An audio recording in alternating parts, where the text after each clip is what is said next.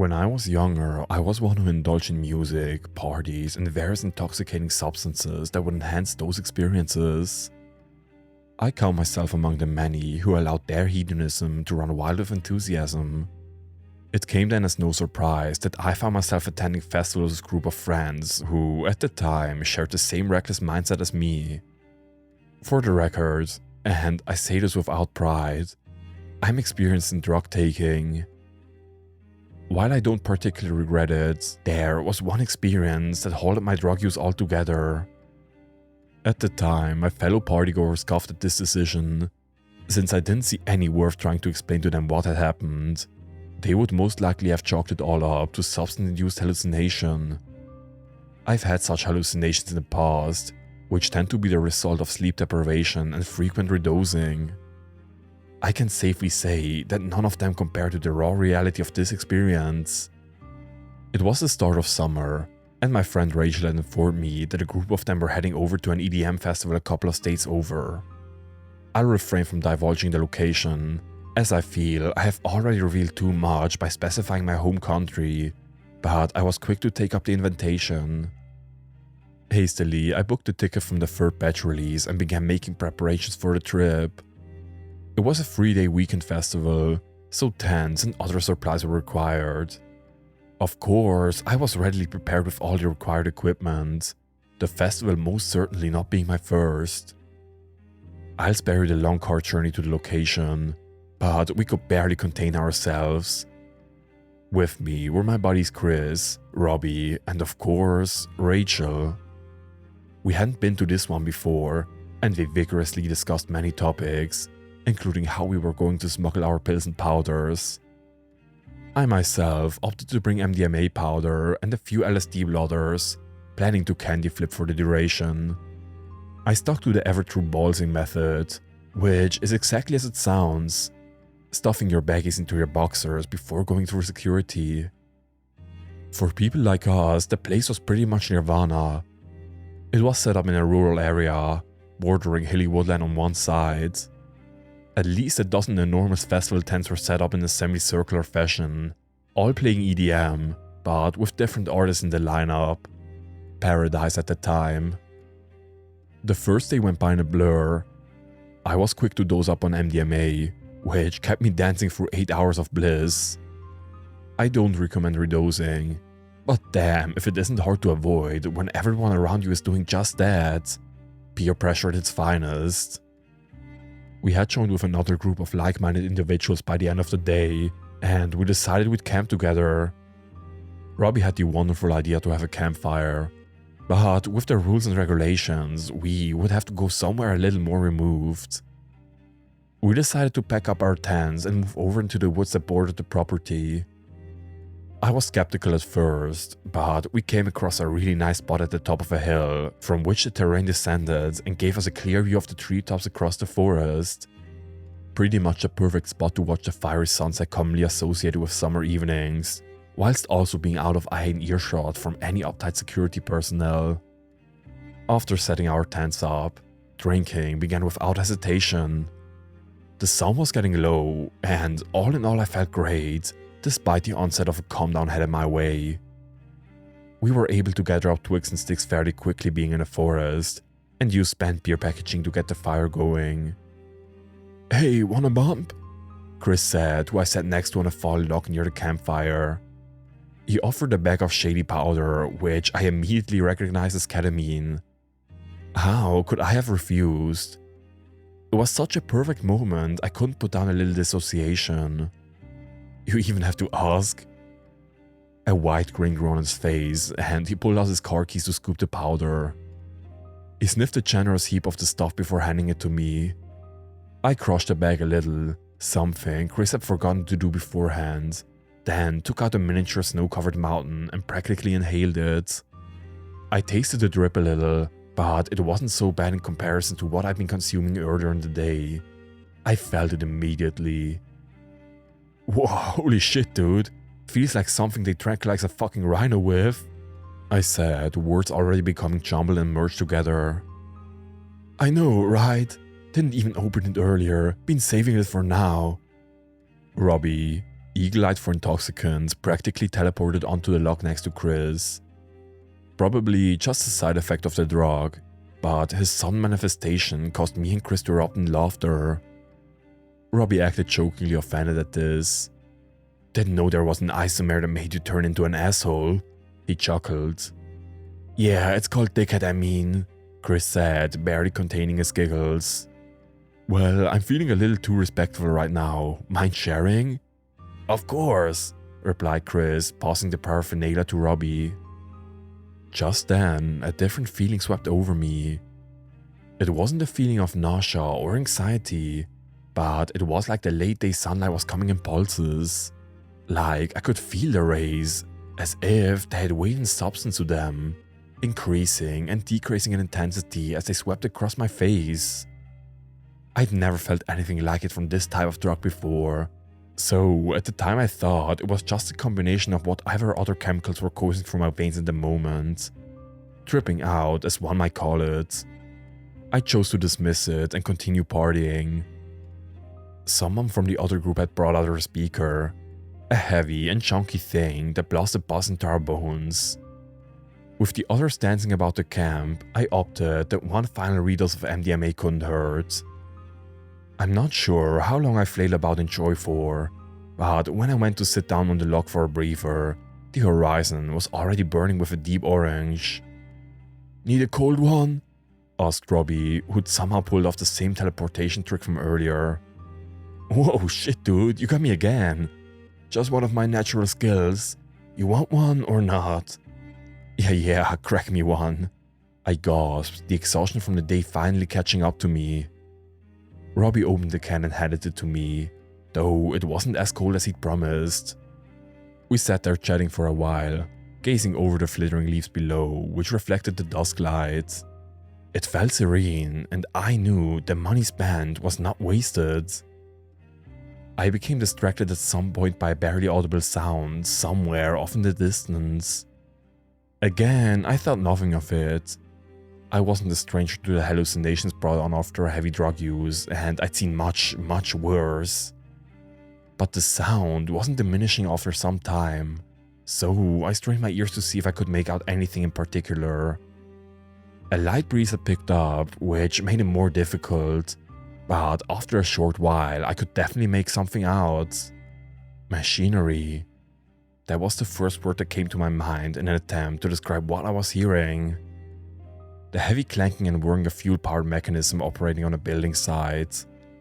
I didn't even notice Robbie's absence at this point until I looked over and saw there were only a few of us outside now, two making out messily, and Chris and Robbie still dancing. I sat and listened for a few minutes. I could swear that the sounds were getting closer, but they were still too distant to be certain. I checked the time, then became a little confused. 10 p.m. I glanced back up to the sky. The sun hadn't even touched the horizon yet, but the sky around had definitely become darker, with stars becoming apparent. A thought rose in my mind. This shit has me tripping. This was absolutely true, but the whole situation just seemed wrong in some way. At that moment, I shifted my gaze downwards to see Rachel standing below on the slope of the hill, facing away from the camp. Squinting in confusion, I called out, "Hey Rach, that you? What are you doing down there?" There was no response, not even a flicker of movement to suggest she'd registered my call. I grew concerned, thinking she'd taken too much, and I heaved myself up off the log to go and help her back up the hill. Rachel was standing with the strangest posture. Her shoulders were slumped so low it was like they had been dislocated, and her head lolled backwards. I picked up the pace a bit, growing more worried at her condition, when in all my carelessness I caught my foot on a root protruding from the dirt.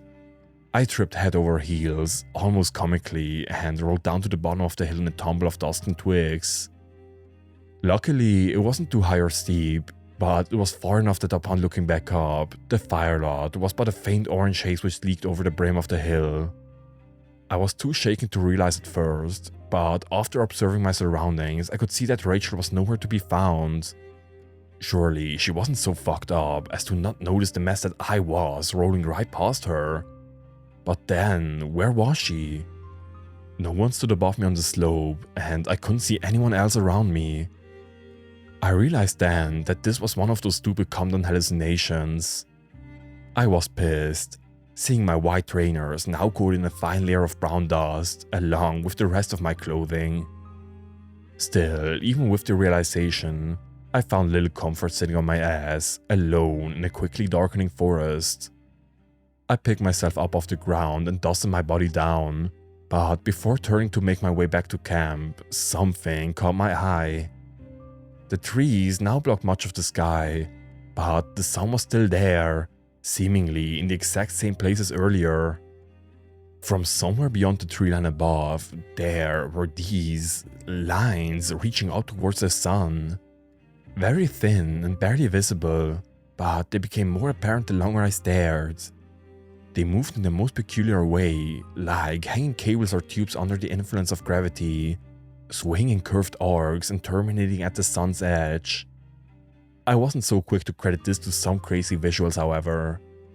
I looked on in curiosity as more and more of these tubes began attaching themselves to the sun. The sun, which was brighter now?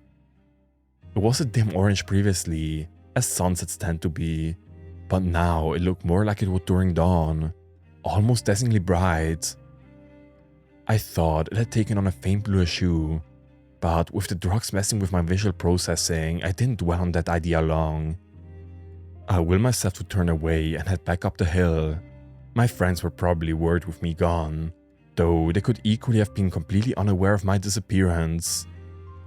I crawled back over the top to see only Chris and Robbie sitting near the dimming campfire. I fell on my knee and snapped a twig, leading Chris to look over at the noise. He visibly jumped when he saw me, then fell back into confusion as he glanced between me and Robbie, waiting for someone to speak. What? I shouted over, unsure of what had them in such bewilderment. The hell, man, stop fucking around. I thought you were some homeless dude or something, said Chris, letting out a sigh of relief after understanding the situation. What are you talking about? I went down there to get Rachel. She was... Wait, where's Rachel? She went to bed like 20 minutes ago, and you turned in like an hour ago, said Robbie. What? Robbie, I've been down in the forest for, I checked my watch, 12 a.m. 2 hours? Chris and Robbie didn't reply, instead looking between each other with a tinge of fear. Without a word, Chris stood and walked over to my tent, which upon opening he found to be empty. What the fuck? We both saw you go into your tent and zip it up, Chris exclaimed, worry evident in his tone. Man, I think we're all just really fucked up. I laughed dry of humor. They grunted in agreement, but I couldn't help but to think of what Chris had just said. Had they both hallucinated my likeness at the same time? Hey Del, you alright? You're sweating buckets, asked Robbie, and he hurled a bottle of water in my direction. You haven't forgotten about hydration, have ya? Now that he said it, I did feel strangely hot. I grabbed the bottle and downed it in a few seconds before I stood back up and walked over to the communal log bench. We didn't talk much after that, but instead hit Robbie's bunk for a few times to calm the nerves. Stupidly, it hadn't occurred to me at the time to ask if they also saw what I saw. I was simply too enamored by the situation. Both of them went to bed after, but I told them I wanted to sit outside a bit longer to relax. The relaxation didn't come though. To my dismay, the sun still hadn't set, refusing to budge from its perch above the horizon, and I could again hear those mechanical sounds from earlier echoing across the valley. There was no doubt this time, they were louder, clearer, which logically meant whatever was producing the sounds had moved closer. I was still under the impression of some grand hallucination when I heard a voice. No, that doesn't do it justice. I couldn't make out any words, but I somehow knew inherently that I had heard a voice amongst the distant clanging. Not as a separate entity, but as if the industrial soundscape was synchronizing itself in such a way that the combined din formed a low, metallic voice. Again, no words were apparent, instead a disordered mumbling that rang in between my ears. I noticed then the most bizarre sight yet. Despite the obvious abnormality of the pale sun hanging in the dead of night, I looked closer to see these faint lines drifting on its surface, forming an array of patterns which were slightly dimmer than the rest of the sun. Focusing more intensely now, it was… how do I even describe it? I tripped countless times before, but it looked nothing like the colorful swirling visuals I was used to. It was like I was looking at an enormous, infinitely complex fractal unfolding and writhing in patterns of brighter and dimmer light. The longer I stared, the further the noises synchronized themselves, building until I undoubtedly heard the words, "This one." It sounded so articulated, there was no way my mind just had conjured it up all from the random combination of sounds. It came in waves, like an underlying tinnitus wavering in intensity in such a way to form those exact words. The sky was now a black ocean dotted with its stars, heavily contrasting the intense, cold ball of light I saw before me. The heat was clearly noticeable now, as I found myself wiping sweat out of my eyes to continue looking. I made the decision to smoke some more weed and drink some more beer, in hopes I could knock myself out and go to sleep. This was all getting too weird, even for a partying vet like myself. I packed a bowl and took a long, slow draw. As much as I didn't want to look, my eyes were magnetized to the concerning sight before me. The squirming lines were wider now and much, much dimmer, more of a dark gray than anything. I rushed down a few beers, and halfway through my third, a loud clank made me jump and drop the can to the ground, furrowing my brow as if to ask the world around me to just stop whatever it was doing. I looked up one last time to see the pattern had ceased all movement and were now almost black. To my horror, they began to move again. No, the lines remained motionless, but the darkness within was writhing and started to fall. Swaves of tiny black shapes were pouring out of the sun right before my eyes, down into the trees below. At this point in my drug-induced illusion, my faith in the fact that this was a hallucination was dwindling. They kept pouring out until I could see the trees in the distance starting to shudder, leaves dancing about like a great stampede of something were shaking them. I didn't have the conviction to control myself anymore, and I started hyperventilating. The swaying treetops were getting closer, and the faint, horrible chittering noise became apparent. Like how I imagined insects would sound if they were capable of laughter. The tree's movement must have been less than half a mile away now. I was paralyzed. Whether I was now in a full-fledged delirium or not wasn't my concern at the time. My eyes did not seem to betray me otherwise. Whatever were moving through the trees below were moving fast, and within 20 seconds they were within full earshot. The sounds coming from the darkness became unbearable, like nails scraping my eardrums, and then… nothing. Movement ceased and silence fell.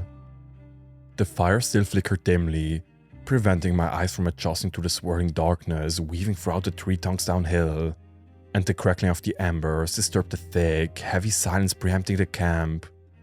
Suddenly, the sound of a twig snapping somewhere to my left broke my petrified state, and my head snapped to the direction that it came from. Rachel stood at the edge of the fire's illumination. No, calling that thing Rachel would be an insult to her very existence. It looked like something with no knowledge of human physiology had attempted to rebuild her using individual body parts, its limbs constantly shifting and readjusting themselves in a fluid manner, like it was trying to correct itself.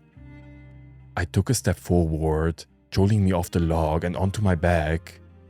Rolling backwards, I pushed myself back off the ground, but it had not moved further. Instead, it opened its mouth, or mouths.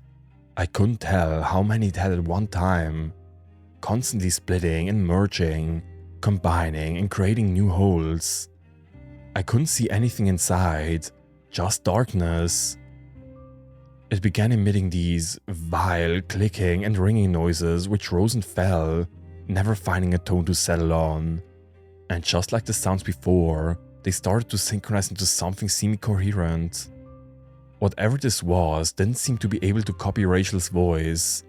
Still, I could not make out any clear words.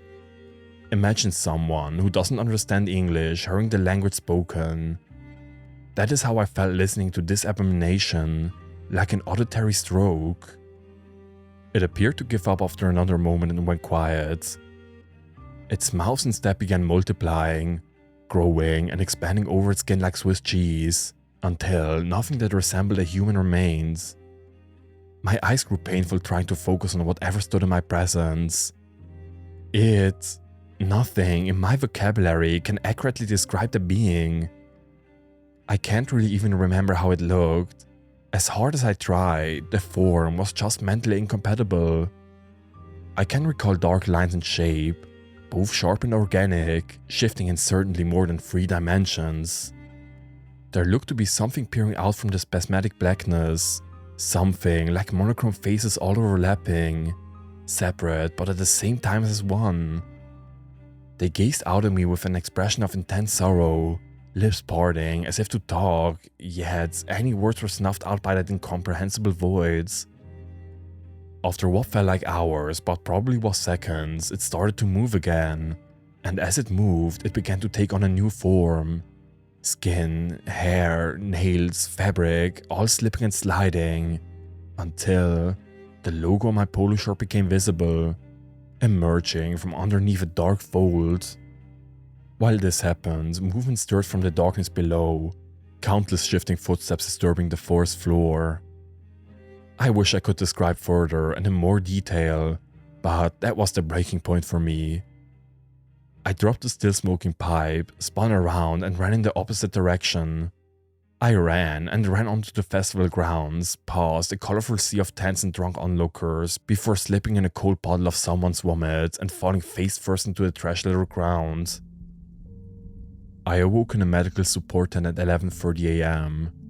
Looking down at my arms, they appeared terribly sunburned, and the sight caused the accompanying pain to flare up over my skin.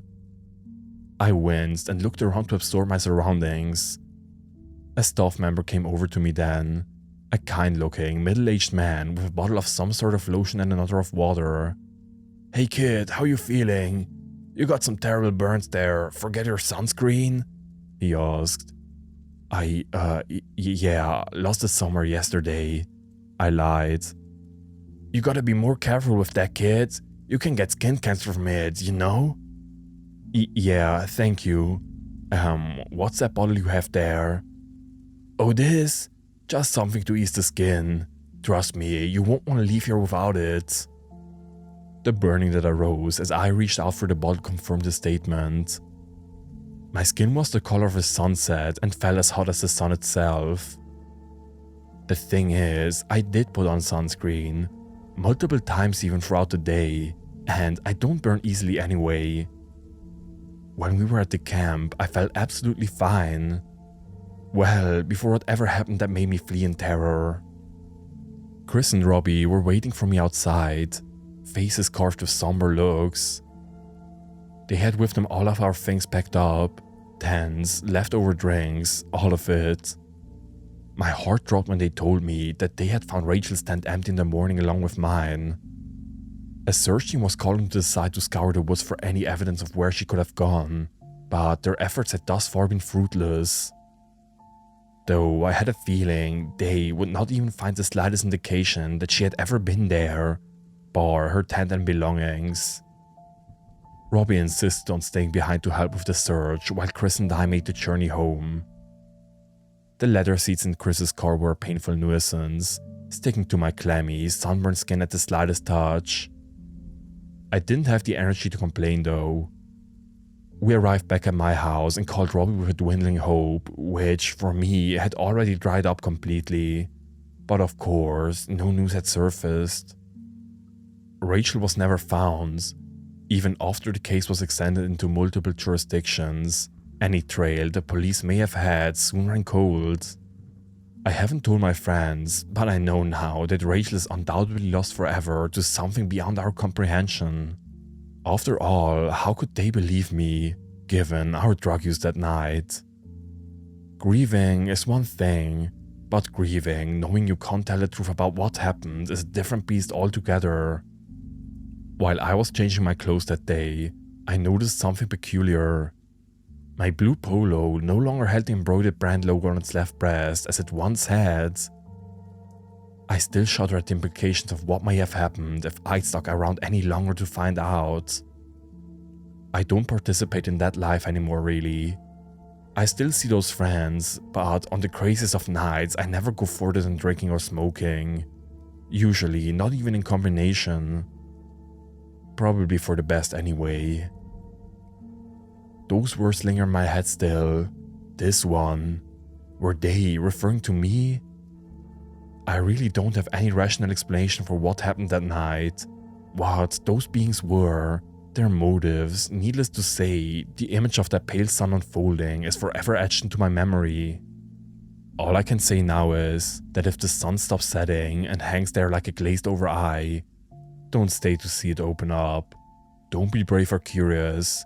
Just get as far you can from wherever you find yourself, or be taken to somewhere our minds were never intended to witness.